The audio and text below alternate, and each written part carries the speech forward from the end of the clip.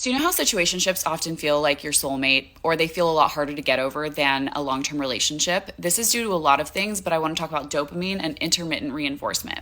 So intermittent reinforcement is when you don't get the reward every time you press the button, if you will. Continuous reinforcement, you press the button, you get the reward every time.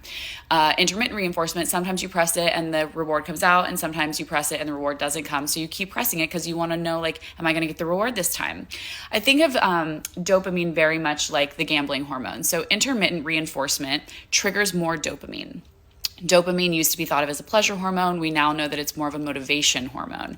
So when dopamine is released, it's released when we don't know the outcome. Dopamine is at its peak release when there's like a 50-50 chance of the pleasurable outcome occurring. And so it motivates us to keep doing this behavior, to keep gambling, to find out, am I going to win or not?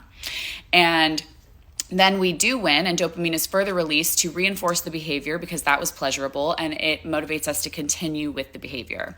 So a situationship dynamic where we don't know if we're going to hear from the person. Maybe we will, maybe they won't, maybe they'll text us back, maybe not, maybe they'll ask us out, maybe not. That is exactly what triggers dopamine to be released. There's an uncertain outcome. We don't know what's going to happen. So dopamine is released to motivate us to continue focusing on it until we realize, are we going to hear from them? Are we not? And then we do hear from them and we're happy about it because we want to hear from them. And then basically dopamine is released further to reinforce our focus on that person and on that relationship. And unfortunately, continuous reinforcement, maybe like consistent communication from a partner, does not trigger dopamine like this. Dopamine is very linked to uncertainty.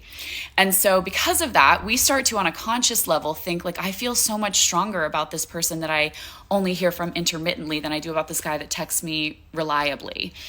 And that is not because they're our soulmate. And it is not because they are meant to be with us and they just haven't seen it yet. It is because our brain is responding to their intermittent behavior and releasing dopamine to motivate us to keep focusing on it. And unfortunately, this pathway was never intended to this wasn't supposed to be a dating situation. This is like evolutionarily advantageous with regard to like seeking out food, for example. But now we're like using this to make us feel like we think that this relationship is our soulmate and this person is who we're supposed to be with because it feels so good because of the dopamine and the hormones and all the things, and it's not good and it's not healthy and we shouldn't stay in it, and we need to do a better job at focusing on the fact that that is our brain's response and it is not healthy. And in a relationship, reliability is important and communication should be the expectation. It should not feel like a reward, and all of that other stuff is reward system stuff, and that's not what should be in a relationship. You know what I mean?